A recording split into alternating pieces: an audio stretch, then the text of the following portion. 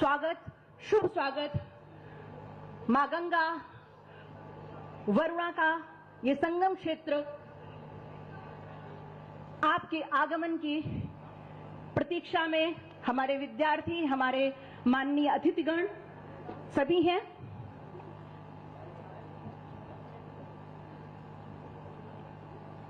आप सभी शांतिपूर्वक अपना स्थान ग्रहण कीजिए।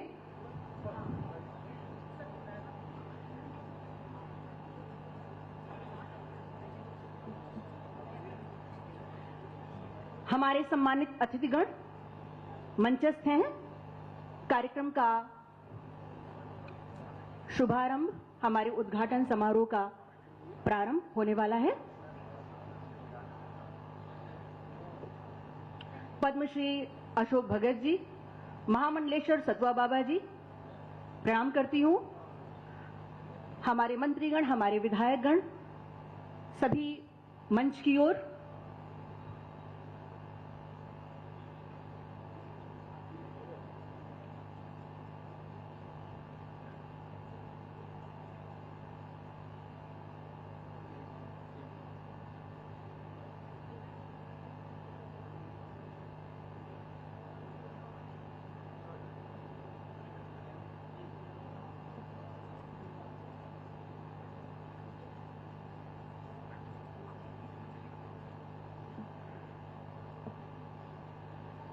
पद्मश्री अशोक भगत जी मंच की ओर आ रहे हैं।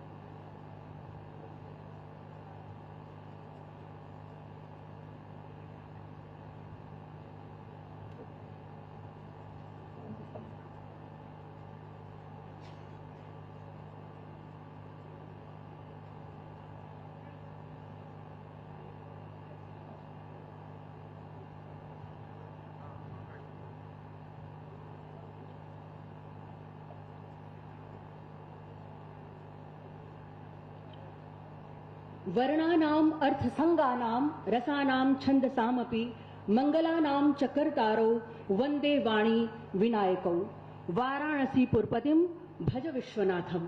नमस्कार। आनंद कानन काशी जो सर्व विद्या की राजधानी है, कबीर, तुलसी, संत रविदास, भगवान पार्श्वनाथ की नगरी है, जहां से सभी को आध्यात्मिक प्रकाश मिलता है, ऐसे ही पवित्र दिव्य भूमि मां गंगा और वरुणा का संगम भगवान आदिकेशव के समीप राजघाट में स्थित महान दार्शनिक जे कृष्णमूर्ति की तपोभूमि का नाम है वसंत महिला महाविद्यालय। ये महाविद्यालय कृष्णमूर्ति फाउंडेशन के अंतर्गत कार्य कर रहा है। स्वाधीनता प्राप्ति के लिए श्री अच्युत पटवर्धन जैसे देशभक्तों ने संघर्ष किया। इसी फाउंडेशन से श्रीमती पुपुल जयकर, श्री इकबाल नारायण गुर्टू जैसी विभूतियां KFI से जुड़ी रही हैं। यहाँ की छात्राएं भारत के विभिन्न राज्यों से अध्ययन के लिए आती हैं। उनकी आंखों में देश के लिए कुछ कर गुजरने की भावना होती है। जी कृष्णमूर्ति ने भयमुक्त शिक्षा की बात कही है और इस महाविद्यालय की शिक्षा उन्हें अमृत संतान बनाती है। डरो मत, अरे अमृत संतान, अग्रसर है मंगलमय वृद्धि, पूर्ण आकर्षण जीवन केंद्र, खिंची आवेगी सकल समृद्धि। इसी भाव से विद्यार्थी यहाँ पर ज्ञानार्थ प्रवेश लेते हैं और सेवार्थ प्रस्थान करते हैं। वसंत महिला महाविद्यालय के भूगोल विभाग एवं भारतीय सामाजिक विज्ञान अनुसंधान परिषद ICSSR के सहयोग से बिरसा मुंडा की विरासत, जनजातीय सशक्तिकरण और राष्ट्रीय आंदोलन के उत्प्रेरक विषय पर 2 दिवसीय राष्ट्रीय संगोष्ठी का आयोजन किया गया है और इसके उद्घाटन समारोह में हम सभी का हार्दिक स्वागत करते हैं। संगोष्ठी के उद्घाटन समारोह का शुभारंभ दीप प्रज्वलन से, जो हमारी सनातन संस्कृति का भाव है। दीप साक्षी होता है, तो मैं अपने मंचस्थ अतिथियों से निवेदन है मेरा कि वो दीप प्रज्वलन के लिए आ जाए।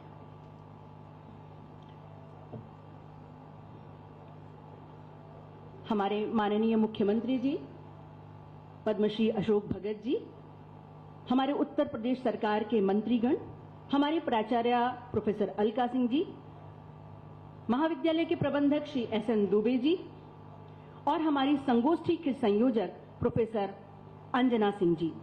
दीपो ज्योतिर नमोस्तुते, जहां प्रकाश है वहां राष्ट्र प्रेम है। तमसो मां ज्योतिर्गमय, मधुर मधुर मेरे दीपक जल। और हमारा ये महाविद्यालय अपदीपो भव को जीता है, अर्थात अपना प्रकाश स्वयं बनो। इसी भाव से ये जागृत है महाविद्यालय। और मैंने भी कहा दीप साक्षी है, तो उसी साक्षी भाव में आज ये संगोष्ठी 2 दिवसीय प्रारंभ हो रही है।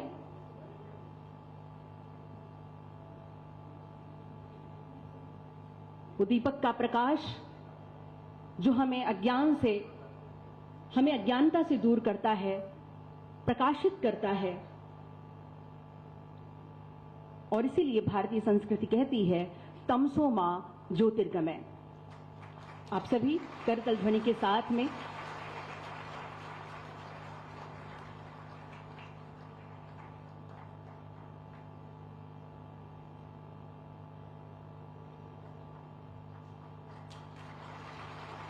आनंदायी क्षण, ये ऐतिहासिक क्षण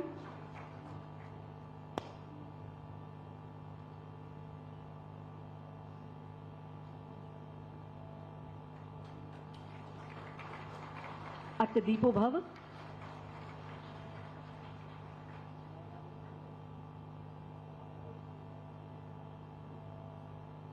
अब प्रस्तुत है हमारे महाविद्यालय का कुलगीत, जिसे लिखा है श्री एम.जी. कानिटकर ने, और इसके पश्चात भगवान बिरसा मुंडा के सम्मान में आदिवासी गीत प्रस्तुत किया जाएगा। कुलगीत जिसके बोल हैं नमो नमः वसंत देवी।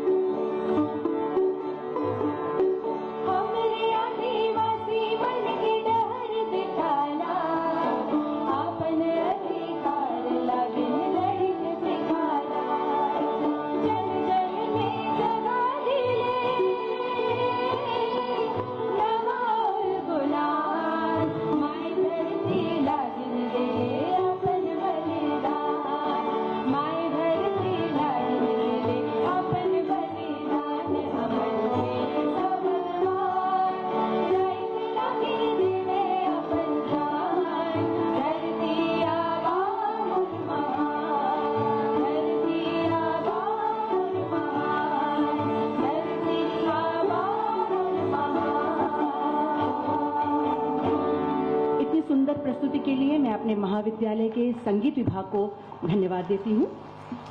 अब माननीय मुख्यमंत्री का स्वागत हमारी प्राचार्य महोदया और हमारे महाविद्यालय के प्रबंधक श्री SN दुबे जी के द्वारा होगा।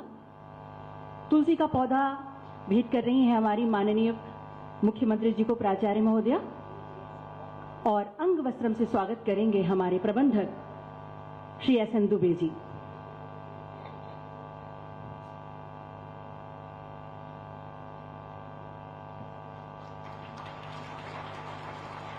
करतल ध्वनि से, ये करतल ध्वनि प्रसन्नता का रूप होती है, इसलिए आपकी तालियों की गड़गड़ाहट कम नहीं होनी चाहिए।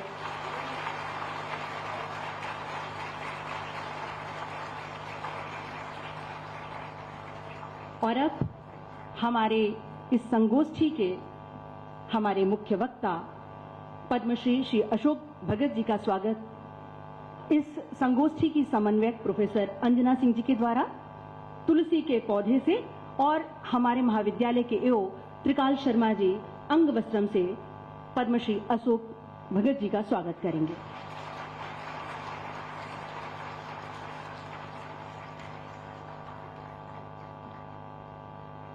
ये शुभ अवसर है भगवान बिरसा मुंडा को याद करने का।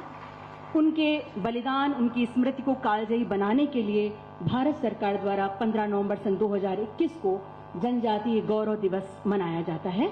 और अब मैं स्वागत भाषण हेतु अपनी प्राचार्य आदरणीय प्रोफेसर अलका सिंह जी को सादर आमंत्रित कर रही हूं। हमारी तेजस्वी प्राचार्य के नेतृत्व में महाविद्यालय प्रगति के पथ पर अग्रसर है।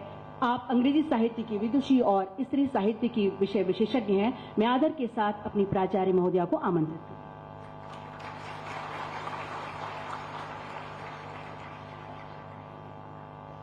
वसंत महिला महाविद्यालय के भूगोल विभाग द्वारा भारतीय सामाजिक विज्ञान अनुसंधान परिषद ICSSR के सहयोग से बिरसा मुंडा की विरासत, जनजातीय सशक्तिकरण और राष्ट्रीय आंदोलन के उत्प्रेरक विषय पर ये 2 दिवसीय राष्ट्रीय संगोष्ठी का आयोजन किया गया है।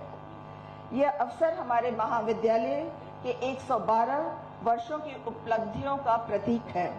आज के इस उद्घाटन समारोह में हम माननीय मुख्यमंत्री श्री योगी आदित्यनाथ जी के शुभ आगमन का कृष्णमूर्ति फाउंडेशन तथा काशी हिंदू विश्वविद्यालय के विशेष अधिकार के अंतर्गत संचालित वसंत महिला महाविद्यालय में हार्दिक स्वागत करते हैं।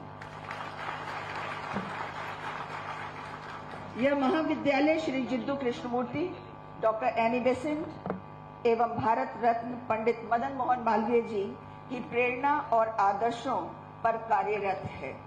निसंदेह ये हमारे लिए अत्यंत गौरवपूर्ण एवं ऐतिहासिक क्षण है जब माननीय मुख्यमंत्री जी हमारे बीच में इस महाविद्यालय में आए हैं। हम समस्त महाविद्यालय परिवार की ओर से आपका हार्दिक आभार प्रकट करते हैं। संत सरल चित्त जगत हित, संतों का सरल हृदय समस्त जगत के कल्याण हेतु समर्पित होता है। आपने हमारे आमंत्रण को स्वीकार करके इस गोष्ठी की गरिमा को बढ़ाया है। आपकी गौरवमय उपस्थिति में यह संगोष्ठी अपने उद्देश्यों को सिद्ध की ओर अवश्य अग्रसर होगी। आपका बहुत बहुत आभार महाराज जी। कवि जवाहरलाल बांडीरा की पंक्तियां हैं, बिरसा जो तूने कर दिखाया वो कितना लोमहर्षक था, इज्जत और जन्मभूमि की खातिर अंग्रेजों को ललकारा था।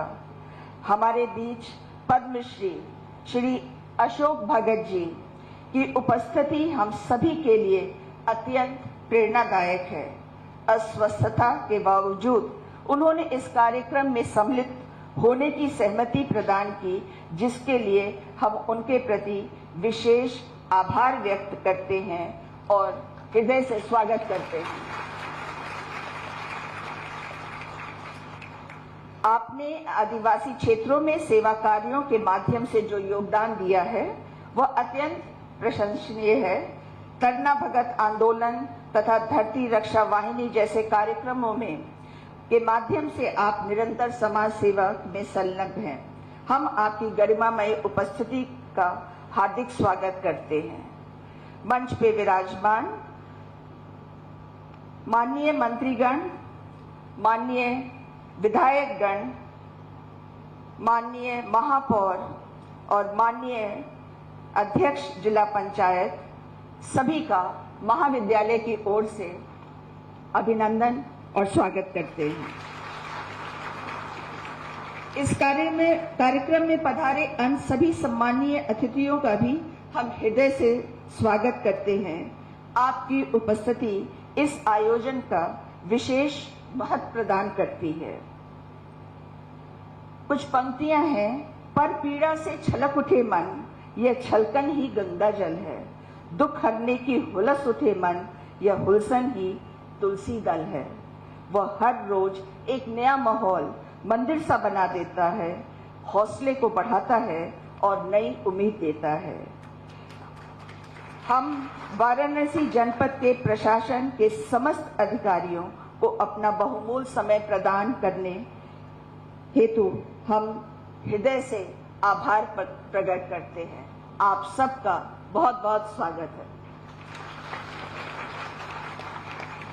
धन्यवाद महोदया। बिरसा, तुम्हें कहीं से भी आना होगा, कहीं से भी आ मेरे बिरसा, लोग तेरी बाट जोहते।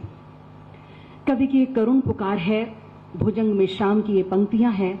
और अब मैं आमंत्रित करती हूं इस संगोष्ठी की संयोजक प्रोफेसर अंजना जी को विषय स्थापना हेतु। प्रोफेसर अंजना सिंह जी ने नई पीढ़ी के लिए, युवाओं को प्रेरणा देने के लिए इस संगोष्ठी का आयोजन किया है। प्रोफेसर अंजना सिंह। धन्यवाद दीदी।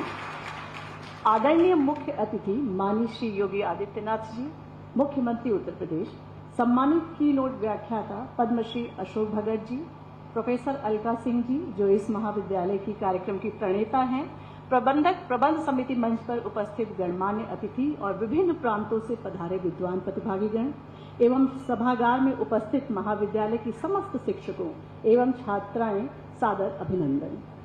ICSSR नई दिल्ली के सहयोग से आयोजित 2 दिवसीय संगोष्ठी the legacy of Birsa Munda, a catalyst for empowerment and national movement, अर्थात बिरसा मुंडा की विरासत, आदिवासी सशक्तिकरण और राष्ट्रीय आंदोलन का उत्प्रेरक। हम छोटा नागपुर के वीर सपूत बिरसा मुंडा की विरासत का उत्सव मनाने और विश्लेषण करने हेतु एकत्रित हुए हैं। धरती आबा और भगवान के रूप में पूजित बिरसा ने उल गुलान आंदोलन और बिरसैक आस्था माध्यम से मुंडा, ओराव और खरिया समुदायों को औपनिवेशिक शोषण, भूमि हड़पने और मिशनरी धर्मांतरण के खिलाफ एकजुट किया था। उनकी बिरसैक आस्था ने शराबखोरी और अंधविश्वास का विरोध कर सरना पूजा को पुनर्जन्म दिया, जिसने आदिवासी संस्कृति में गौरव जागृत किया। उनकी पर्यावरण संरक्षण की दृष्टि जो प्रकृति और आदिवासी जीवन के सामंजस्य को दर्शाती है, उनकी दूरदर्शिता को रेखांकित करती है। लोक कथाओं में उनकी चमत्कारी छवि ने उन्हें दैवीय बनाया। 25 वर्ष की आयु में शहादत ने उनकी पौराणिक छवि को अमर कर दिया। उनकी विरासत छोटा नागपुर काश्तकारी अधिनियम, जनजातीय गौरव दिवस और पत्थलगड़ी जैसे आधुनिक आंदोलनों में जीवित है, जो वैश्विक स्वदेशी संघर्षों को प्रेरित करती है। संगोष्ठी में उद्घाटन सत्र के अतिरिक्त 3 तकनीकी सत्र जो बिरसा मुंडा के योगदान को स्वतंत्रता संग्राम और समकालीन सशक्तिकरण के संदर्भ में विश्लेषित करेंगी। समापन सत्र संगोष्ठी में प्रस्तुत किए विचारों को प्रस्तुत किया जाएगा। माननीय मुख्यमंत्री जी और पद्मश्री अशोक भगत जी के विचार इस चर्चा को समृद्ध करेंगे। ये वही आदिवासी समाज है जिसने राजकुमार राम को भगवान राम के रूप में स्थापित किया। आइए बिरसा की प्रेरणा से समावेशी भारत के निर्माण करें। धन्यवाद।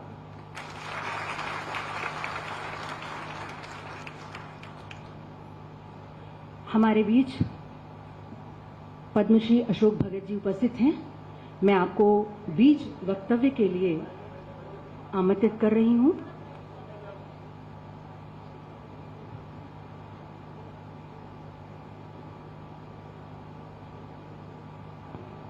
आपका लोकप्रिय नाम बाबा जी है और आप झारखंड के आदिवासियों की सेवा के लिए आपने अपना जीवन समर्पित किया है। करतल ध्वनि के साथ उनकी सेवा को सम्मान देने के लिए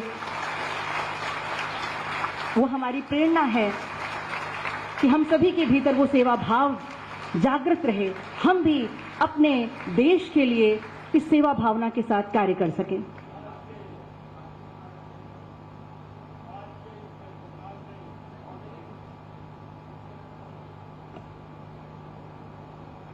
बतौर मुख्य अतिथि हम सबके प्रेरणा स्रोत माननीय आदित्यनाथ जी, जो इस राज्य के मुख्यमंत्री हैं,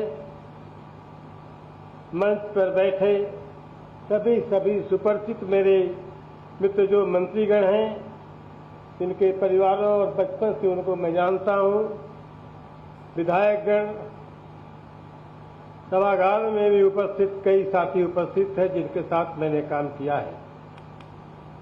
ये निमंत्रण जब मुझे मिला, हालांकि मुझे मेरे श्रेष्ठ जनों ने मना किया है कि प्रवास बंद करो, एक जगह से रहकर काम करो, लेकिन अंजना जी ने बार बार आग्रह किया और अंत में एक ट्रम्प कार्ड खेल लिया, सर मैं आपकी बेटी हूं, आजमगढ़ की ही हूं।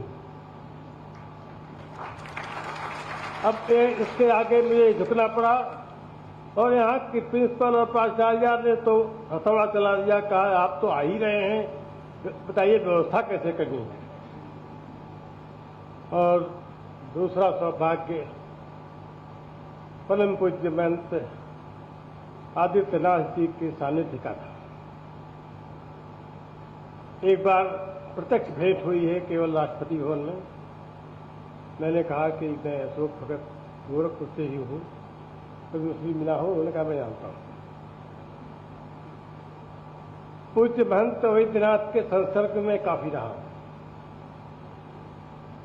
वो मेरे स्थान पर भी बिशुपुर गए हैं और बराबर विद्यार्थी परिषद के कालखंड में उनके साथ बातचीत होती रहती थी।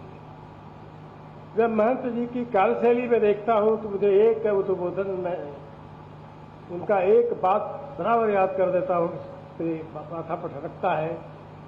विद्यार्थी परिषद की एक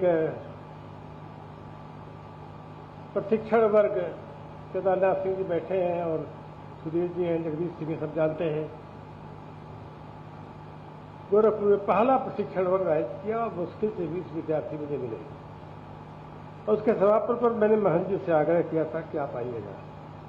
तो उन्होंने कहा अच्छा कितने तुम लोग हो? हमने कहा 20। यही आ जाओ, प्रसाद खिलाएंगे। और बाबा जी का, महंत जी का प्रसाद माने आप समझ लीजिए हम लोगों के लिए उस समय अमृत हुआ करता था। मिठाइयाँ और संक्रांति का पर्व पर जाना मानो आदत सी हो गई थी कि कुछ खाने को कमी है, चले जाओ। उन्होंने एक बात कही थी, अब उसका प्रसंग है या भी नहीं है। देखो भाई, तुम लोग राष्ट्रीय स्वयंसेवक संघ के हो, हम हिंदू महासभा के हैं। तुम लोगों के हम लोगों के कार्यशैली में अंतर यह है कि तुम लोग गुरिल्ला युद्ध लड़ते हो, हम सीधा वार करते हैं। हम सीधा वार करते हैं। और आज जब मैं महंत जी की कार्यशैली देखता हूं तो मुझे लगता हो और उनका आशीर्वाद मुझे मिला था, लेकिन योगी जी से मिलना नहीं हुआ। तपती ज्वाला के सामने एक जंगल का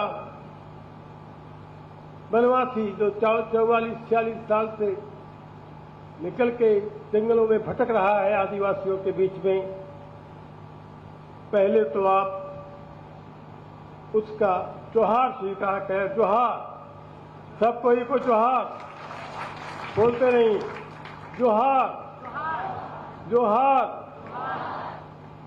और सबको प्रणाम।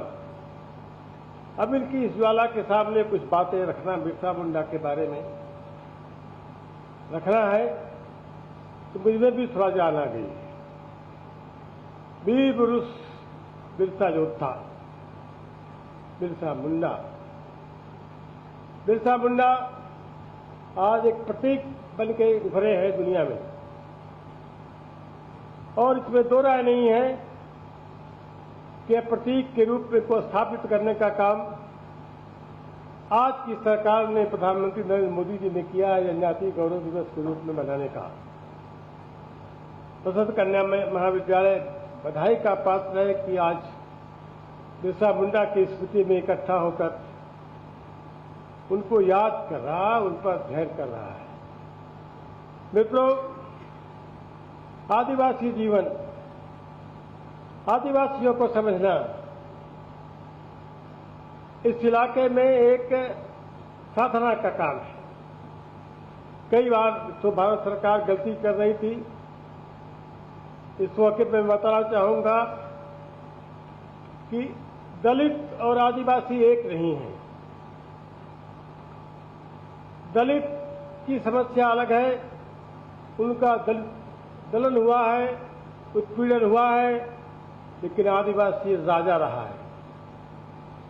इसलिए पहली बार कल की सरकार ने 2 आयोग बनाए, जनजाति आयोग अलग, अनुसूचित जनजाति आयोग अलग, और वो आदिवासियों को मान्यता रखे थी। आदिवासी हमेशा राजा रहा है। आप जानते हो, मुगलों की सरकार ने केवल लूटा और टैक्स तक सीमित रखते थे, लेकिन अंग्रेजों ने बखूबी सर्वे कराकर एक इंच का उन्होंने अपना अधिकार जमीन पर जमाने की कोशिश की। 15 नवंबर 1875 को जन्मा बिरसा मुंडा लड़ाई शुरू किया। सबसे कहा, यह धरती जंगल हमारा है, पृथ्वी प्रकाश तक हमारा है, इस पर राज हम करेंगे, ये राज हमारा है। अंग्रेजों के समय ये नारा लगाया और अंग्रेजों की बंदूकों के सामने इन हत्थे तीरंदाजों ने संघर्ष किया। ये कहने में संकोच नहीं करूंगा कि साहूकारी की भी सोचा था। अंग्रेजों ने जानबूझ करके आदिवासियों के जीवन में इंटरवेंशन किया, साहूकारों को बसाया और उनको अनेक तरह की प्रताड़ना हुई। और ईसाई मसीहियों ने तो सरकार अंग्रेजी हुकूमत का भरपूर लाभ उठाया। एक तरफ उनके डंडे बरसते थे, दूसरी तरफ फादर मसीही जो है उनके दया का भाव दिखाते थे और धर्म का परिवर्तन कराते थे। हम लोग थोड़ा पीछे थे। हम लोग का मतलब, भारत के लोग अभी आंदोलन से आगे बढ़ रहे थे, उसमें बिरसा ने उलगुलान किया। और उलगुलान साहब ये धरती की आबा का था, क्रांति। आज भी वहां लोग जब कई आंदोलन करते हैं तो कहते हैं हम उलगुलान कर रहे हैं। बदल दो, हटा दो मिशनरियों को, हटा दो अंग्रेजी हुकूमत को। और आदिवासी आंदोलन कभी राजनीतिक नहीं रहा। केवल आदिवासी आंदोलन धर्म सुधार का भी हुआ करता था। उनके अंदर जो शराबबंदी है, अनेक और जो कुरीतियां हैं, उसके खिलाफ भी वो आंदोलन चला रहे थे। बिरसा मुंडा जनेऊ पहनते थे। अब आज विवाद जानते हैं कि आदिवासियों के बारे में आज के तथाकथित वामपंथी जर्नलिस्ट, उनकी जो उन्होंने मार्केटिंग की, बड़े बड़े फोटो को छापकर विदेशों में जिन्होंने बेचा और खाया, उन्हें हमेशा अधरंगा भूखंगा कहते रहे, हमेशा दया का पात्र बनाते रहे। लेकिन जब मैं 84 में वहां गया और कहा कि दया के पात्र नहीं है, उनका स्वाभिमान जगाया। कौन कहता है कि आप दया के पात्र हो? बिरसा मुंडा ने वही किया था कि हम लड़ेंगे। और अंत में बिरसा मुंडा की जो लेगेसी, बिरसा मुंडा फिर बीमारी पहाड़ी पर अपने अनुयायियों को उन्होंने कहा, मारो तीर धनुष, ये गोली अंग्रेजों का पानी हो जाएगा। उस बीमारी पहाड़ी पर सैल रखत इसको कहते हैं। वहां पर 300 उस समय की संख्या में आदिवासी मारे गए। इसका भी प्रकाशन हुआ कि छोटा नागपुर काश्तकारी अधिनियम CLT एक्ट लागू हुआ, जो आज तक भी उसको कोई छेड़छाड़ करता है तो आदिवासी नाराज जाते हैं। आदिवासी का जमीन, जंगल, पानी, यही उनकी मूल प्रकृति रही है। आप बताया ताना भगत आंदोलन, किसी ने कहा आदिवासी वेद नहीं मानते। एक जगह बहस हो रही थी, कई बार हमारे भाई भी कहते हैं कि वो, मैं गया काम करने तो उन्होंने कहा हम हिंदू नहीं हैं। मैंने कहा ईसाई तो नहीं हो? कहा नहीं। मुसलमान तो नहीं हो? नहीं, यही हिंदू है। अब आप कहो या न कहो, आप हिंदू हो, और वेद की ऋचाएं जहां लिखी गई हो, जिन पर वेद बना हो, वो वेद मानते हैं कि नहीं मानते हैं, बहस का विषय ही नहीं है। विप्लव और संस्कृति मैंने जी के देखा है, हिंदू संस्कृति का, सनातन संस्कृति का मूल कहीं जिंदा है तो जंगलों में है, उनके पास है सहकारिता, आपसी समन्वय, भेदभाव। आज भी वहां भुखमरी नहीं रहती है। अखबार वाले भले छाप देते हो, कई बार बीमारी से भी कोई मरता खाता, भूख से मर गए। एक अखबार ने एक बार छापा कि मेरा पत्रकार जानता था जो मर जाएगा, तो मैंने कहा किया क्या उसका धर्म नहीं बन रहा था कुछ करने का। अकाल पड़ा, बिरसा देवी आयते हैं, अकाल पड़ा बंगाल में। सुभाष चंद्र बोस ने उस समय कहा था कि अनाज के गोदामों को लूट लो, कोई भूखा नहीं मरना चाहिए, कोई भूखा न रहे। ये आदिवासी समाज बराबर इस पर लड़ता है, समाज में इकट्ठा होता है, सामाजिकता है। सांस्कृतिक जागरण का बिरसा मुंडा का आंदोलन एक सिंबल है, हिंदू सांस्कृतिक जागरण का सिंबल है। आदिवासियों को हीन भावना से देखना नहीं, उनके उच्च विचारों को समझना और ये मान के चलना, इस पर वाए है लोग शोधार्थी। उनसे मैं कहूंगा कि आदिवासियों के जीवन शैली को और वैदिक जीवन शैली को आप देखिएगा।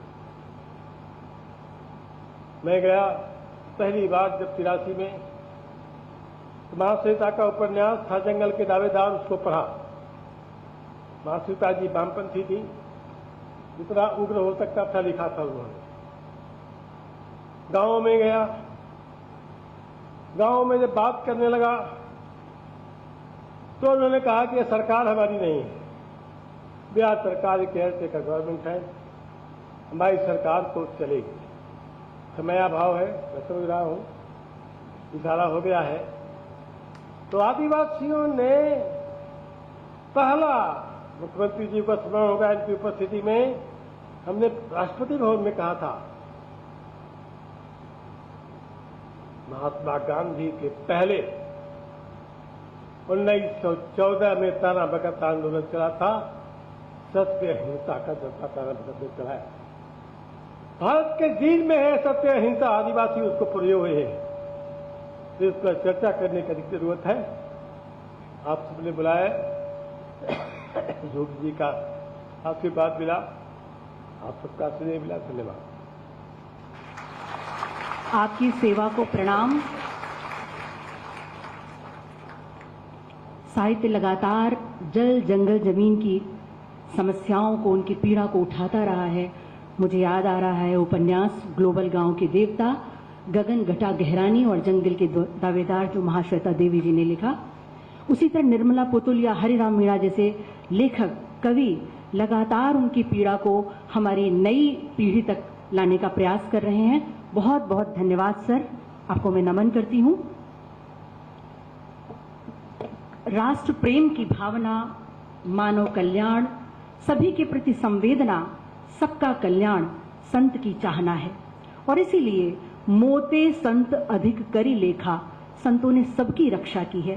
संत गोरखनाथ ने अलख निरंजन के नाद से समाज को जगाया, चेताया और संसार को आनंद से भर दिया। हसीबा, बोलीबा, गाईबा गीत, दृढ़ कर रागी आपना चीत। मैं अपने शब्द पुष्प स्वागत में माननीय मुख्यमंत्री जी के लिए अर्पित कर रही हूं। अनुरंजन हो, मन भावन हो, अनुभूति की दिव्य प्रतीत हो तुम, करुणा के निकेत, महोदधि ज्ञान के, प्रेम की मंजुल मूर्ति हो तुम, गुरुता की विलक्षण व्यंजना हो, स्वर शब्द ब्रह्म की शक्ति हो तुम, अनुरागियों की चित्त साधना हो, वसुधा की पवित्र विभूति हो तुम। आज हमारे बीच हमारी संगोष्ठी के मुख्य अतिथि गोरक्ष पीठाधीश्वर, हमारे तेजस्वी, यशस्वी और लोकप्रिय मुख्यमंत्री माननीय श्री योगी आदित्यनाथ जी हैं। संतों की रहनी सहनी को जीने वाले, दिव्य चेतना, जिनको स्वयं के लिए कुछ नहीं चाहिए, और अगर मैं कबीर को याद करूं, जिनको कछु न चाहिए वे शाहन के शाह। ये एक ऐतिहासिक क्षण है, शिवमय क्षण है। संत के बिना ये जगत कैसा होता है, जिसका मैंने अनुभव किया है, वो मैं जरूर व्यक्त करना चाहूंगी कि आग लगी आकाश में, भू पर गिरे अंगार, जो संत न होते जगत में जल जाता संसार। आपको सादर प्रणाम करती हूँ। आपके नेतृत्व में हमारा प्रदेश और उन्नति की ओर अग्रसर हो, ऐसी हमारे पूरे वसंत परिवार की कामना है। मैं माननीय मुख्यमंत्री जी को उद्बोधन हेतु सादर आमंत्रित करती हूँ।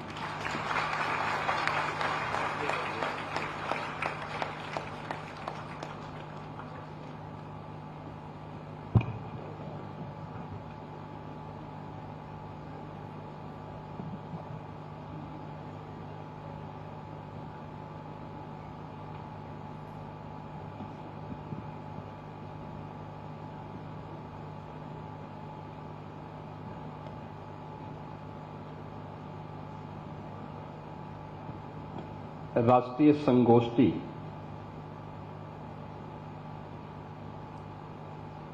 के मुख्य वक्ता के रूप में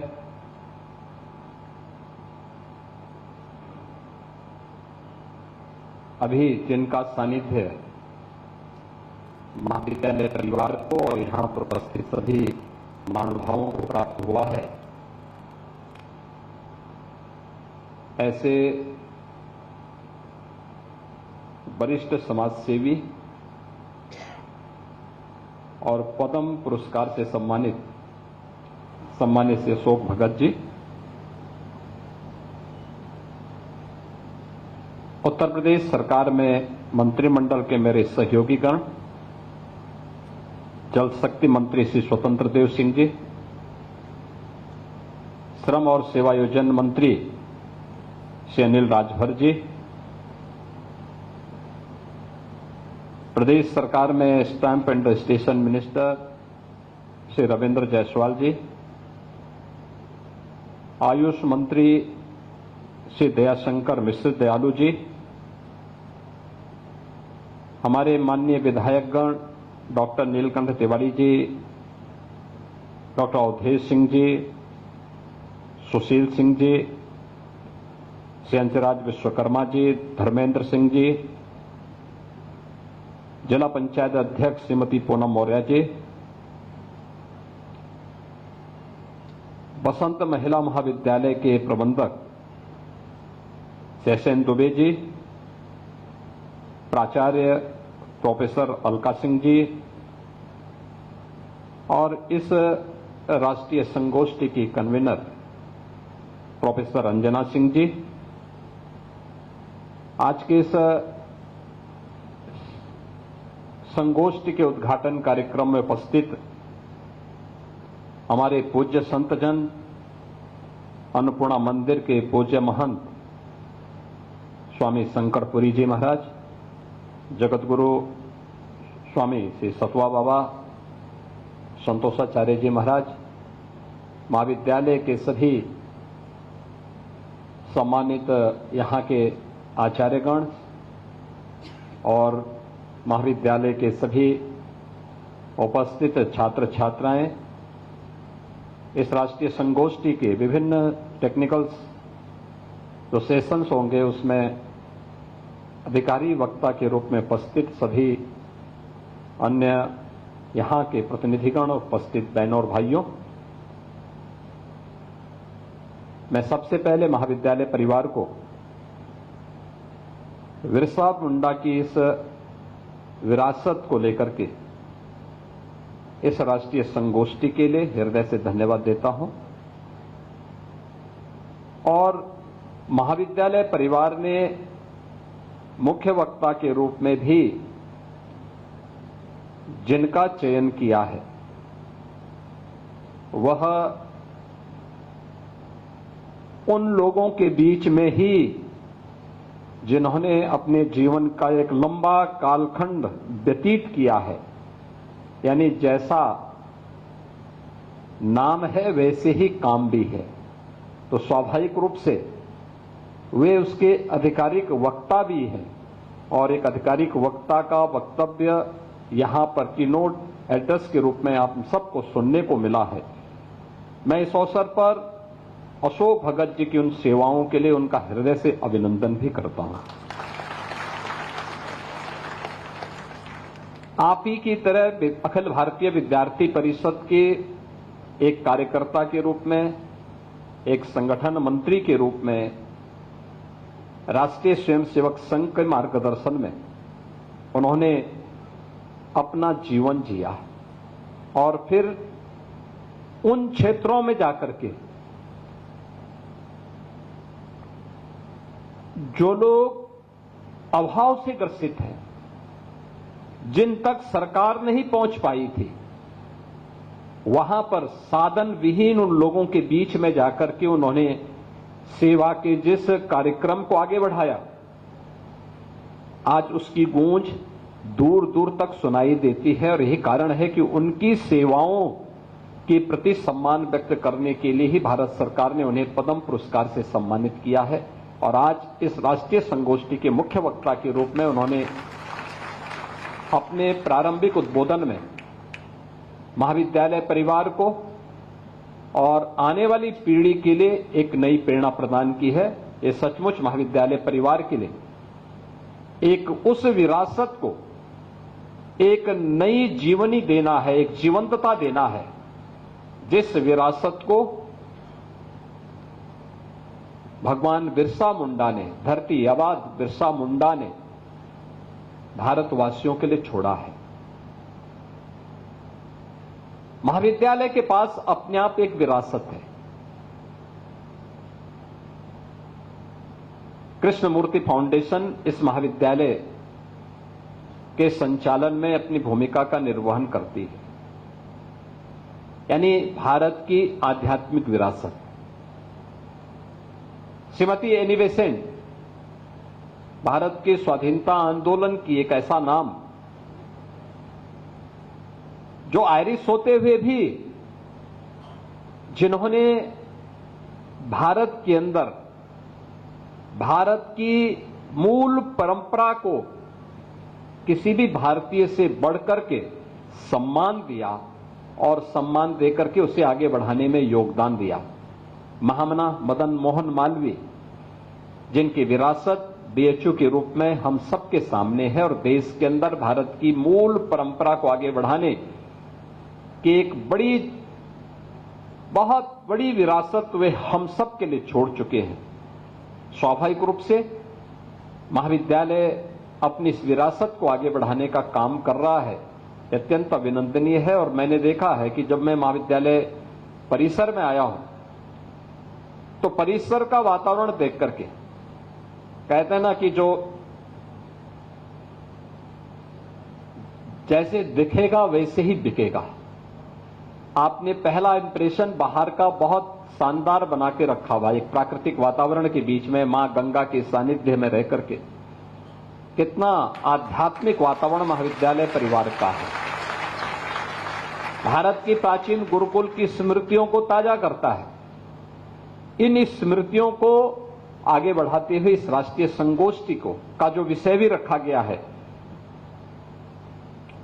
कि बिरसा मुंडा की विरासत, जनजातीय गौरव, बिरसा मुंडा की विरासत, आदिवासी सशक्तिकरण राष्ट्रीय आंदोलन के लिए उत्प्रेरक, यानी राष्ट्रीय आंदोलन के लिए। स्वाभाविक रूप से हम लोगों ने राष्ट्रीय आंदोलन का विषय अक्सर देश की वर्तमान आजादी को ही ध्यान में रख करके बनाया है। लेकिन याद करिए, ये जनजातीय समाज ने कौन सा ऐसा कालखंड रहा है जब उन्होंने राष्ट्रीय आंदोलन में बढ़ चढ़ करके हिस्सा न लिया हो? कौन सा ऐसा कालखंड रहा हो?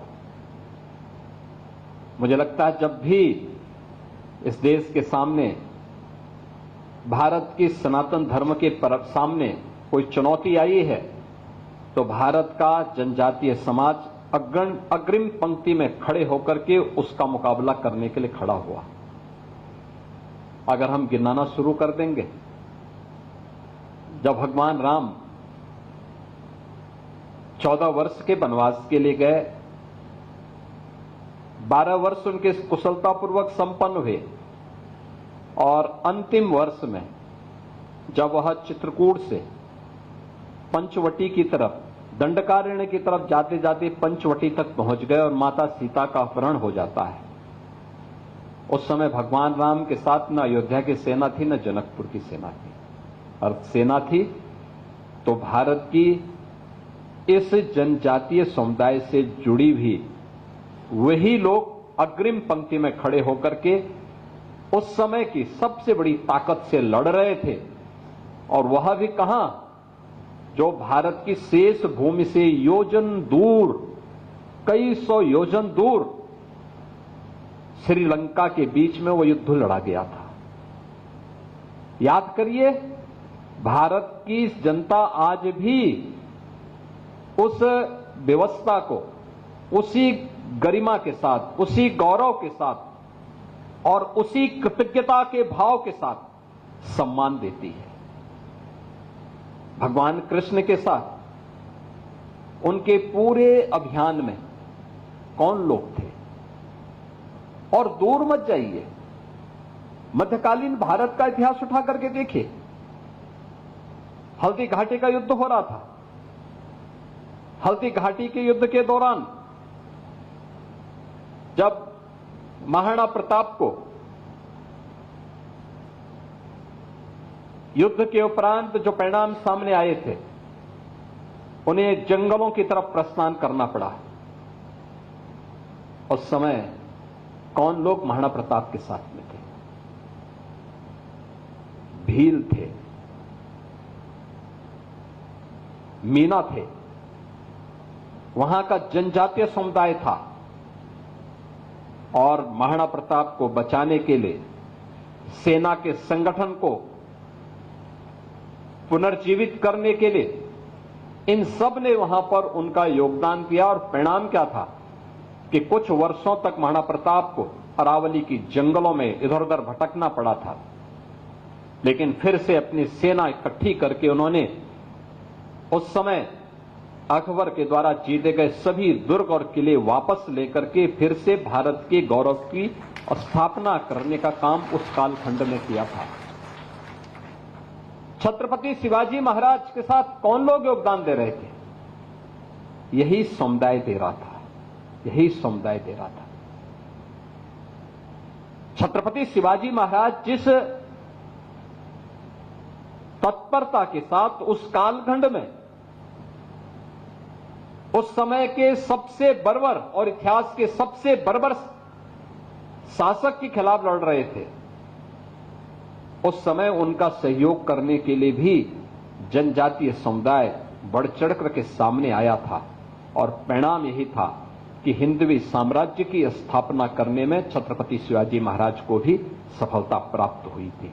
याद करिए, औरंगजेब के समय कोई कल्पना करेगा कि कोई हिंदवी साम्राज्य की स्थापना कर दे, लेकिन उन्होंने वह भी करने का काम किया था। यानी ये चीजें हमें हमेशा इस बात को हमारा ध्यान आकर्षित करती है कि जो समाज अग्रिम पंक्ति में खड़े होकर के भारत की विरासत की, भारत की धरोहर के संरक्षण के लिए कार्य करता रहा है, उसे कैसे हमने अपने आप से अलग करके भारत की परंपरा से काटने छांटने का प्रयास हुआ है। आप आज भी देख सकते हैं, ये किसी के साथ भी हो सकता है। अगर किसी परिवार में कोई 4 भाई हैं, 4 में से 2 भाई अच्छे जगह में पहुंच गए हैं, वे शहरी जीवन यापन कर रहे हैं। दो भाई गांव में रह गए हैं, गांव में कनेक्टिविटी न हो, गांव में किसी प्रकार का कोई साधन न हो और विपन्नता में उनको रहने का अवसर मिल रहा हो। अगर 30 वर्ष 40 वर्ष के बाद वे आपस में कहीं मिलेंगे तो एक तो कोई बोलेगा नहीं कि चारों एक भाई है। उनकी शकल सूरत में, उनके रहन सहन में, उनके खान पान में, उनकी बोली भाषा में अंतर साफ दिखाई देगा। मैंने 25-30 वर्ष की बात की है और जहां सैकड़ों और हजारों वर्षों की एक गैप हो गया हो, वहां पे क्या स्थिति रही होगी, क्या स्थिति होगी। आज भी जनजातीय समुदाय जिन स्थितियों में रह रहा है और वहां पर साधन नहीं, वहां पर अन्य सुविधाएं नहीं, अपनी स्वयं की मेहनत से उन्होंने भारत की विरासत को किस रूप में संरक्षित किया। वेदों की पूजा हम करते हैं, लेकिन वेदों के व्यवहारिक स्वरूप को उन्होंने अंगीकार किया। आप याद करिए, हम माता भूमि और पुत्रोहम पृथिव्या की बात करते हैं, लेकिन हमें किसी अच्छे पेड़ को अपने स्वार्थ के लिए काटने में कोई संकोच नहीं होता। धरती माता के लिए अगर कहीं पे कोई तालाब बनाया गया होता है तो हम उसमें कूड़ा फेंकने में कोई संकोच नहीं करते, कोई संकोच नहीं करते। किसी तालाब की भूमि पर कब्जा करने में भी हम कोई संकोच नहीं करते। नदी के कैचमेंट एरिया में कब्जा करने में हमें संकोच नहीं होता, भले ही हमें उसका खामियाजा भुगतना पड़ता है।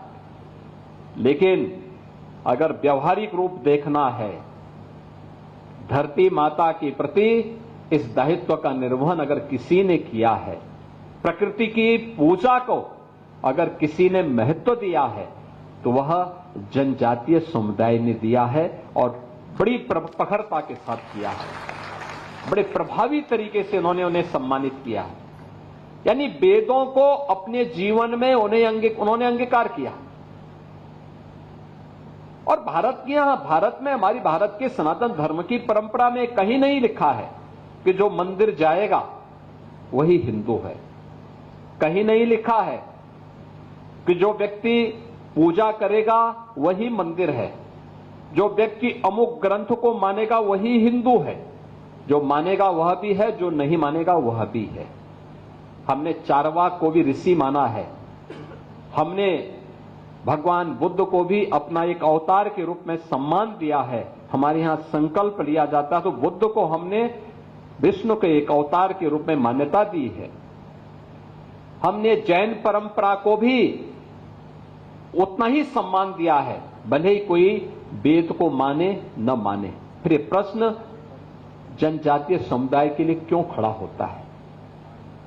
जनजातीय समुदाय भारत का आदि समुदाय है, भारत की परंपरा में रसा बसा हुआ समुदाय है, जिसने भारत की सनातन परंपरा को सदैव एक नई मजबूती प्रदान की है। याद करना, वेदों की ऋचाएं किसी राजमहल के अंदर नहीं, किसी जंगल के नीचे, जैसे यहां पर आपने बाहर क्लासरूम का जो स्ट्रक्चर खड़ा किया है, इसी प्रकार के एक सुरम्य वातावरण में ये सभी लिखी गई हैं। और हमारा हर प्राचीन ग्रंथ अपने यहां एक पक्ष अरण्य कांड का भी रखता है। याद रखना, अरण्य जीवन भारत की परंपरा का, वैदिक परंपरा का हिस्सा रहा है। ये उस परंपरा का हिस्सा रहा, उसके इतर उसकी कल्पना भी नहीं की जा सकती है। लेकिन हम लोगों ने जानबूझ करके एक शरारत के तहत कुछ पश्चिम से जुड़े हुए कुछ ऐसे लोगों ने हमारी परंपरा को कुंठित करने का काम किया, हमारी कलम को कुंद करने का काम किया। और परिणाम क्या है? हम लोगों ने अपने ही समुदाय को अपने आप से अलग किया।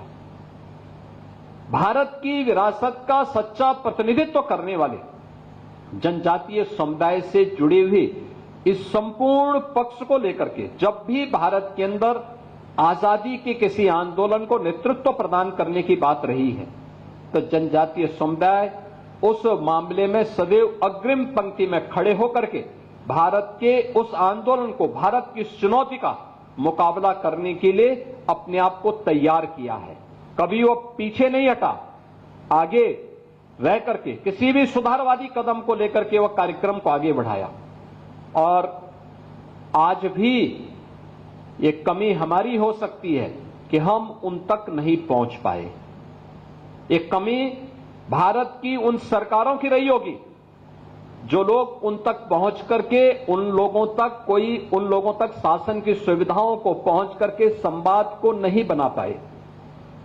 उनके अंदर राष्ट्रीयता किस भाव के साथ जुड़ी हुई है, मैं उसको कुछ उदाहरण आपके सामने दूंगा।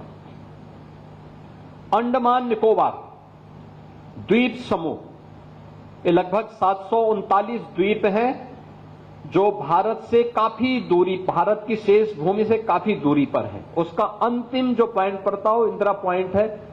मुझे लगता है कि वहां से इंडोनेशिया की दूरी बहुत नजदीक पड़ती है। अलग अलग द्वीप हैं। उन द्वीपों में से केवल 39 ऐसे हैं जहां जीव जंतु रहते हैं और उनमें से 7 ऐसे हैं जहां पर मनुष्य रहते हैं। उसमें से एक द्वीप पे एक बार मुझे जाने का अवसर प्राप्त हुआ था और उस द्वीप में केवल जनजातीय समुदाय के लोग रहते हैं। बाकी अन्य द्वीपों में भी हम लोग गए थे। तो अन्य द्वीपों में जब हम लोग गए थे तो वहां पे कोई हिंदी तो बोलता नहीं था, लेकिन हाँ, जो आपका पोर्ट विलियर है उसको छोड़ करके शेष अन्य में लोग बहुत कम बोलते थे। कोई बंगाली बोलता था, कोई तमिल बोलता था। लेकिन आप आश्चर्य करेंगे कि जो जनजातीय बाहुल्य द्वीप है उनकी संख्या बहुत कम थी। 43 की संख्या उनकी मात्र थी उस समय जनजातीय समुदाय की, और उनकी एवरेज आयु वहां पे उस समय 45 वर्ष थी। 45 वर्ष से ज्यादा कोई वहां जीत नहीं रहा था। जब हम लोग उनके बीच में गए तो मैं देख के बहुचक था।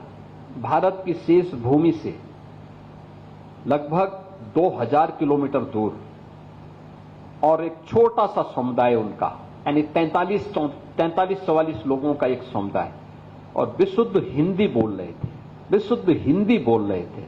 यह अनुमान कर सकते हैं कि यह वे लोग हैं जो साधन से दूर, किसी भी व्यवस्था से दूर रह करके और वहां पर जीवन यापन कर रहे हैं। दूसरा, नेपाल का सीमावर्ती क्षेत्र, थारू जनजाति वहां पर रहती है। थारू जनजाति के लिए उनके बीच में पिछले 30 वर्ष से हमें काम करने का अवसर प्राप्त हुआ, और वहां पर कार्य करने का जब अवसर प्राप्त हुआ तो 2008 की घटना है। भारत और नेपाल की सीमा में ये सभी थारू बाहुल्य गांव पड़ते हैं। थोड़ा महाराजगंज में, थोड़ा सिद्धार्थनगर में, बलरामपुर और श्रावस्ती में इनके 36 गांव पड़ते हैं, फिर लखीमपुर खीरी और थोड़ा बहुत पीलीभीत में। नेपाल के अंदर एक भीषण संघर्ष होता है। उस समय खूनी संघर्ष चल रहा था। तो मैंने उस समय हिंदू जागरण मंच के एक पदाधिकारी को फोन किया। मैंने कहा, ये खूनी संघर्ष हो रहा है, ये किसका है, कौन लोग इसके पीछे? मुझे बताया गया कि साहब एक खूनी संघर्ष माओवादी और मधेसी के बीच में। मैंने कहा, माओवादी तो नेपाली जो वहां पे नक्सली हैं, नेपाली वे सब हैं। मधेसी को पता लगा कि जो भारतीय मूल के लोग नेपाल की तराई में बसे हुए हैं वे मधेसी कहलाते हैं। तो मैंने कहा, भारतीय मूल से जुड़े हुए जो लोग नेपाल की तराई में हैं वे मधेसी हैं, और माओवादियों की तरफ से कौन लड़ा फिर? तो पता लगा कि थारू। तो मैंने कहा, थारू माओवादियों की तरफ से लड़ रहे हैं। तो मेरे दिमाग में आया कि बलरामपुर में हम एक छात्रावास चला रहे थे और एक विद्यालय उन बच्चों के लिए चला रहे थे। तो क्या थारू समुदाय के यहां के लोग तो वहां से माओवादियों की ओर से तो नहीं लड़ रहे हैं? तो मैंने तत्काल वहां पे जो लोग व्यवस्था में लगे थे, मैंने उनको फोन किया। मैंने कहा, ये सब क्या मामला है, थोड़ा मालूम करो, क्योंकि उसी से कुछ दूर, कुछ ही 12-15 किलोमीटर की दूरी पे ये सब खूनी संघर्ष चल रहा था। काफी लोग मरे थे उसमें। तो वे गए, उन्होंने कहा नहीं ऐसा यहां नहीं, भारत के अंदर नहीं, ये नेपाल के अंदर हो रहा है। मैंने कहा नहीं, तो मैं भी जान रहा हूं नेपाल के अंदर है, लेकिन इसके पीछे कौन लोग हैं? और ये थारू है तो थारू माओवादियों की ओर से लड़ रहे हैं, तो कहां के थारू हैं? तो उन्होंने कहा ये नेपाल के लोग हैं। तो मैंने कहा ये जो भारत के थारू हैं, बलरामपुर, श्रावस्ती, उस समय जो सरकार थी प्रदेश में समाजवादी पार्टी की सरकार थी, केंद्र में कांग्रेस की सरकार थी। मैंने कहा देखिए भारत ये दोनों सरकारें इसका संज्ञान नहीं लेंगी, लेकिन हम लोगों को स्वयं सतर्क रहना होगा, कुछ हम तो करें। तो उन्होंने कहा क्या कर सकते हैं? तो इमलिया कोडर एक जगह है जहां नानाजी देशमुख ने, वहां पे एक छात्रावास उन्होंने बनाया था। ये नेपाल बॉर्डर से 5 किलोमीटर अंदर है, भारत के अंदर। तो मैंने कहा वहां एक सम्मेलन रखो इन सभी थारू समुदाय के लोगों का, मैं आता हूं। वहां पे सम्मेलन हुआ। इमलिया कोडर में जब मैं गया तो थारू समुदाय के लोग पहले मुझे लेके गए। उन्होंने कहा साहब आप हमारे जो देवता हैं उनका पहले सम्मान करेंगे। तो मैंने कहा चलो, मैं तो इसीलिए आया हूं। तो उन्होंने किसको राह रखा था? अश्वारोही महाराणा प्रताप की मूर्ति। तो मैंने कहा भी ये मूर्ति तो महाराणा प्रताप की दिखती है। उन्होंने कहा हां यही तो है हमारे हीरो। मैंने कहा महाराणा प्रताप राजस्थान में पैदा हुए, मेवाड़ राजस्थान में, आप लोग भारत नेपाल की तराई में हैं। कहा देखो साहब हमारे जो पूर्वज रहे होंगे ये हल्दी घाटी के युद्ध के बाद पलायन किए होंगे और हम उसी की विरासत हैं, इसलिए महाराणा प्रताप को अपना हीरो मान करके हम लोगों ने उनकी मूर्ति लगाई हुई है। तो मेरे लिए एक आश्चर्य मैंने कहा भी महाराणा प्रताप की मूर्ति आपने लगाई है तो फिर नेपाल के अंदर माओवादियों की ओर से कौन लड़ रहा है? उन्होंने कहा साहब वो सब भटके हुए लोग हैं, हम उनके साथ क्यों जाएंगे? हमारे लिए तो देखो नानाजी देशमुख की संस्था और मंदिर के द्वारा जो हॉस्टल और विद्यालय चल रहा है, जब ये हमारे बच्चों के लिए काम कर रहा है तो हम माओवादियों के साथ क्यों खड़े होंगे? देखो कृतज्ञता का भाव। हमने तो एक हॉस्टल खोला था, उनके रहने खाने की व्यवस्था की, और एक विद्यालय खोल दिया। वे उतने से प्रफुल्लित थे, उनके बच्चे पढ़ रहे हैं, वे लोग उस व्यवस्था के साथ जुड़ रहे हैं। सरकारें अगर उन तक पहुंचती तो और भी अच्छा परिणाम आ सकता था।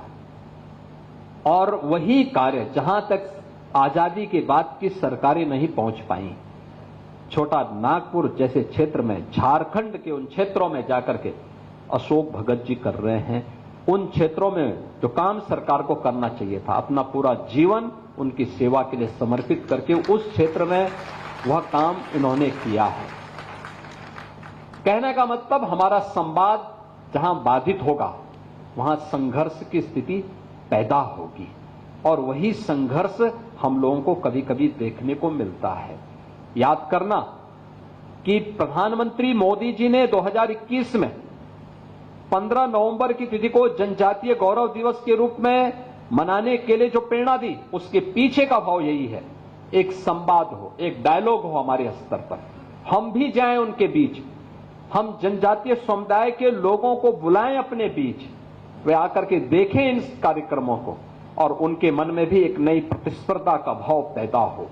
और इसी भाव को आगे बढ़ाने के लिए जब प्रदेश में हमारी सरकार आई तो हम लोगों ने कहा जितनी सुविधाएं इनको मिलनी तो मिलनी ही चाहिए, लेकिन इन्हें सिचुएशन के लक्ष्य तक पहुंचाने का एक दायित्व तो हमें उठाना चाहिए। यानी इनको हर प्रकार की सुविधाओं से पूरी तरह युक्त करने का काम होना चाहिए। जहां इनके गांव को राजस्व गांव का दर्जा नहीं मिला है, हम उन्हें राजस्व गांव का दर्जा दें। आप आश्चर्य करेंगे, 1947 से लेकर 2017 तक दर्जनों ऐसे गांव थे जहां लोग तो रह रहे थे लेकिन उनको वोटिंग राइट नहीं थी, उनको राशन कार्ड नहीं मिलता था, उनको पेंशन की सुविधा नहीं मिलती थी, उन्हें कोई भी अन्य सुविधा नहीं मिलती थी, पेयजल के लिए तालाब का पानी पीते थे। हम लोग आए, हम लोगों ने कहा नहीं, पहले इनके राशन कार्ड बनाओ, इनको जमीन के पट्टे स्वीकृत कराओ, इनके लिए आवास की स्कीम लागू करो पूरे गांव के गांव में। कोई उन गांवों में पहले पक्का मकान नहीं बना सकता, झोपड़ी में रहता था, वन विभाग के लोग और पुलिस के लोग वहां जाके शोषण करते थे, पैसे वसूली करते थे। आज मुझे प्रसन्नता है कि डबल इंजन की सरकार ने प्रधानमंत्री मोदी जी के मार्गदर्शन में उन्हें सिचुएशन के लक्ष्य तक पहुंचा करके मकान सबके लिए अनिवार्य, जमीन के पट्टे सबके लिए अनिवार्य, पेंशन की सुविधा पात्रता के अनुसार सबके लिए अनिवार्य, ये सभी सुविधाओं से इन्हें युक्त करने का काम किया। आपके सोनभद्र में, मिर्जापुर में, चंदौली में गौड़ जाति हो, बुक्सा हो, चेरो हो, जितने भी ये जनजातियां हैं, इन सभी को हम लोगों ने इन सभी सुविधाओं से आच्छादित करने का काम किया। नेपाल की तराई में आपके मुसहर है, आपका थारू है, बुंदेलखंड में सहरिया है, बिजनौर में बुक्सा है, इन सबको हम लोगों ने उन योजनाओं से पूरी तरह सिचुएट करने का काम किया और उन कार्यक्रमों के साथ चल रहे हैं। साथ साथ मुझे एक बात और याद आई, जब इन योजनाओं के साथ हम जोड़ रहे थे तो हम लोगों ने कहा कि भाई देखो, भगवान राम जब महर्षि भारद्वाज की प्रेरणा से और महर्षि वाल्मीकि के मार्गदर्शन में जब वनवास के कालखंड में रहने के लिए चित्रकूट गए थे, तो चित्रकूट में उनका स्वागत सबसे पहले किया था वहां के कोल ने। तो मैंने कहा कम से कम भगवान राम के नाम पर हम लोग काम करते हैं तो भगवान राम की इस विरासत को कोल जाति को भी हम पूरी तरह से सिचुएट करें। और अब मुझे प्रसन्नता है कि हम लोगों ने प्रदेश के अंदर कोल जाति को प्रयागराज, चित्रकूट, मिर्जापुर, इन सब को भी हम लोगों ने वहां पे सिचुएशन के लक्ष्य तक पहुंचाने का काम वहां पर किया है। कहने का मतलब यह है, संवाद आज की आवश्यकता है और प्रधानमंत्री जी ने उस संवाद को आगे बढ़ाया। भगवान बिरसा मुंडा की एक विरासत देकर के अल्पायु में धरती माता के प्रति और गुलामी की बेड़ी को तोड़ने के लिए कैसे संघर्ष किया जाता है, इसकी प्रतीक हैं भगवान बिरसा मुंडा। और बिरसा मुंडा के प्रति उस कृतज्ञता का भाव को व्यक्त करने के लिए जनजातीय गौरव दिवस पूरे प्रदेश के अंदर, देश के अंदर आज जनजातीय समाज के मन में एक नए विश्वास को बहाल करने के कार्यक्रम का हिस्सा है। एक तरफ यह अपने उस समाज से जो मूल समाज है हमारा, हमारे साथ जुड़ा हुआ है, भारत की परंपरा और विरासत के प्रति पूरी प्रतिबद्धता के साथ रह करके काम करता है, और समाज के साथ हमारे संवाद के कार्यक्रम को जोड़ने का एक माध्यम जो है, एक तरफ इसके प्रति कृतज्ञता ज्ञापित करने का एक भाव सरकार की ओर से विनम्र किया गया प्रयास है। दूसरा है कि हमारी जो चुनौती है, याद करना, जो लोग उनके बीच में उन्हें समाज और राष्ट्र की मुख्य धारा से अलग करने का काम करते थे, ये वही लोग हैं, ये वही लोग हैं। आप देख रहे होंगे इन सबके इन कारनामों को, इनके वे कारनामे जो फेक अकाउंट बनाते हैं सोशल मीडिया में और फिर उसके बाद जातीय संघर्ष की स्थिति को पैदा करते हैं, एक जाति को दूसरी जाति से लड़ाने का काम करते हैं। ये वही लोग हैं। मैं देख के ताज्जुब कर रहा था,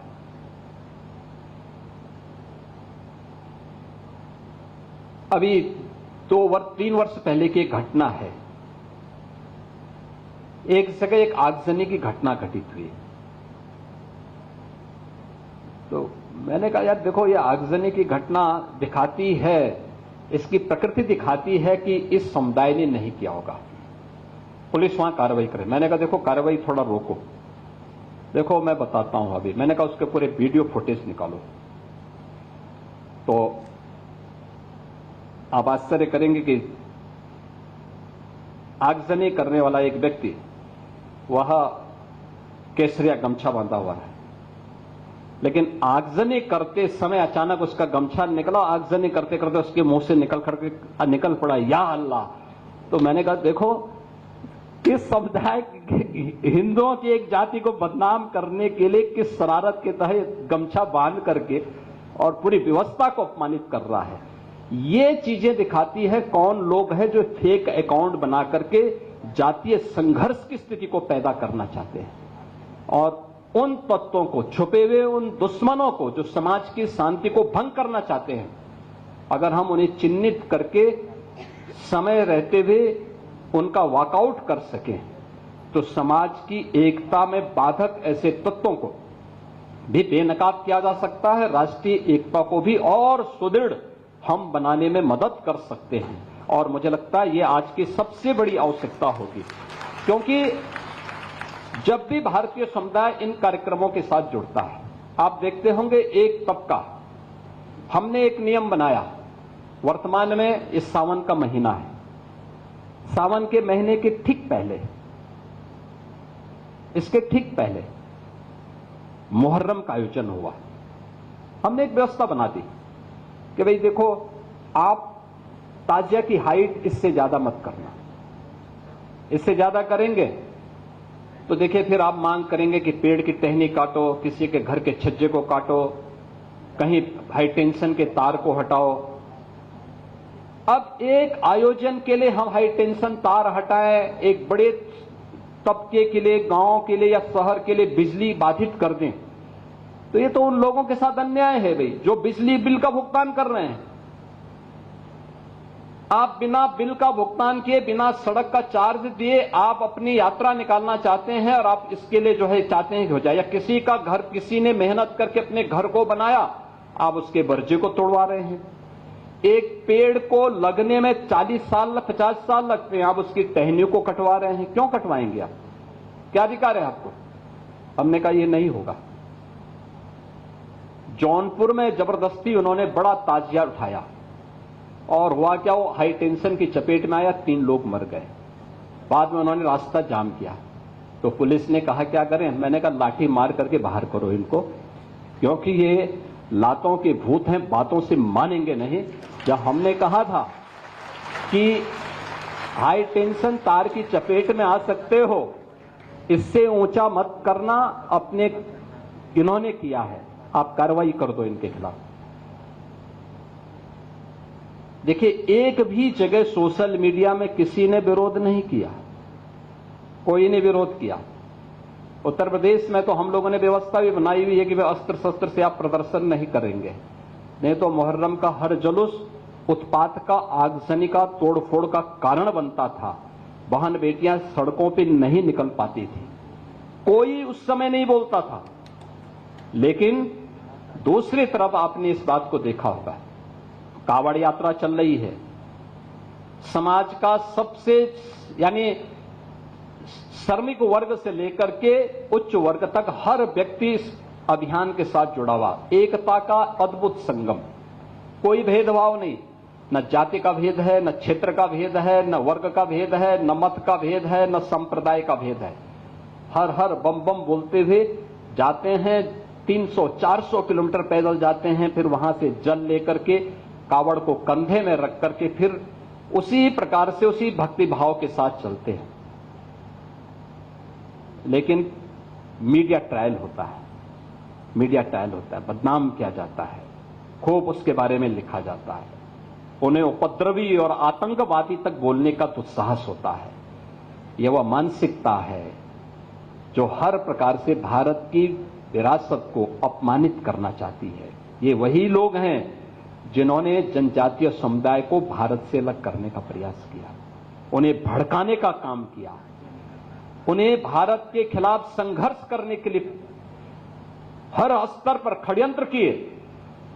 ये वही समुदाय है जो भारत की आस्था का सदैव अपमान करता है, और यही वे लोग हैं जो आज सोशल मीडिया प्लेटफॉर्म का फेक अकाउंट बना करके जातीय संघर्ष की स्थिति को पैदा करना चाहते हैं। इन सब से अगर हम सावधान रह करके अपने आप को सुरक्षित कर सकें, अपने समाज को सुरक्षित कर सकें, तो राष्ट्रीय एकता को संबल प्रदान करने में वर्तमान की इस भूमिका में हमारी संस्थाएं बड़े भूमिका का निर्वहन कर सकती हैं। भगवान बिरसा की जो विरासत है, ये हमें राष्ट्रीय एकता के उन्हीं चुनौतियों से जूझने के लिए एक नई प्रेरणा प्रदान कर रहा है, और उस प्रेरणा से हम कुछ सबक सीख सकें।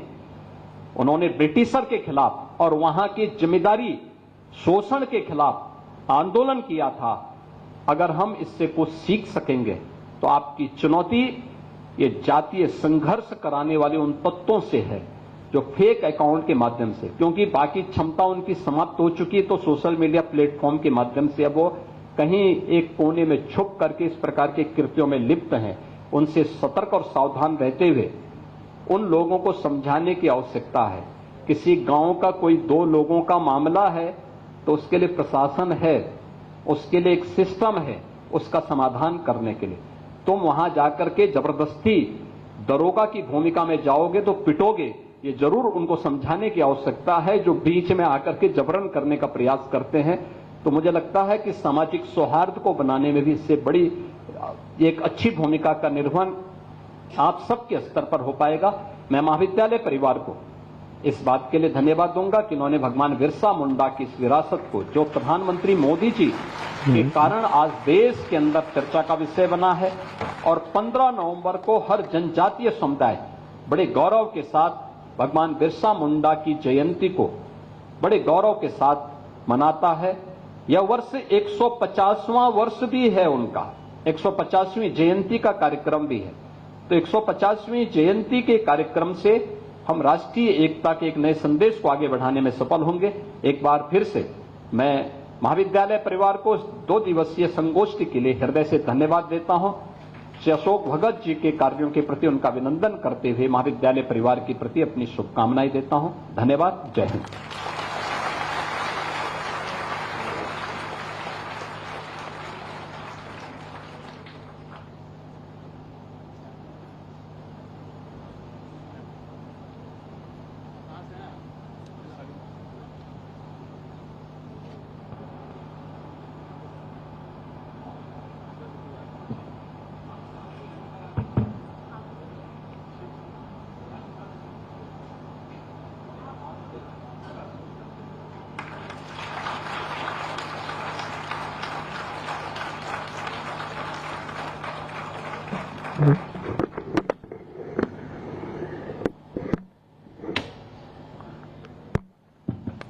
आपके प्रेरणीय उद्बोधन के लिए मैं माननीय मुख्यमंत्री जी के प्रति अपनी कृतज्ञता ज्ञापित करती हूँ।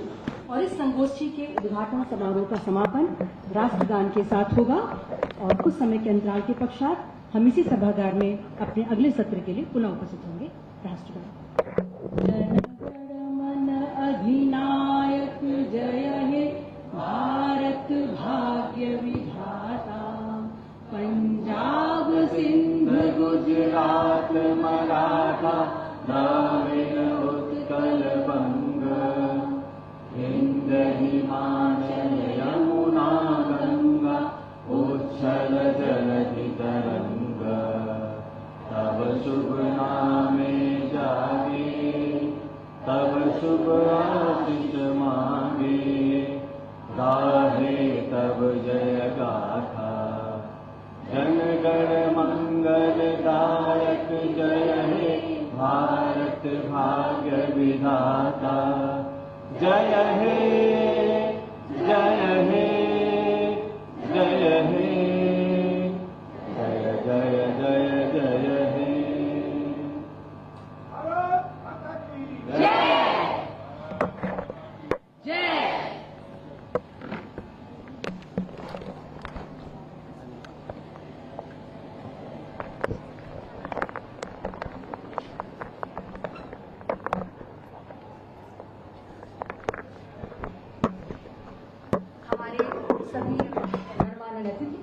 चाय के लिए सादर आमंत्रित हैं। कमेटी रूम के सामने चाय की व्यवस्था की गई है। अपने सभी अतिथियों से अनुरोध है कि वो कमेटी रूम के सामने पहुंचे।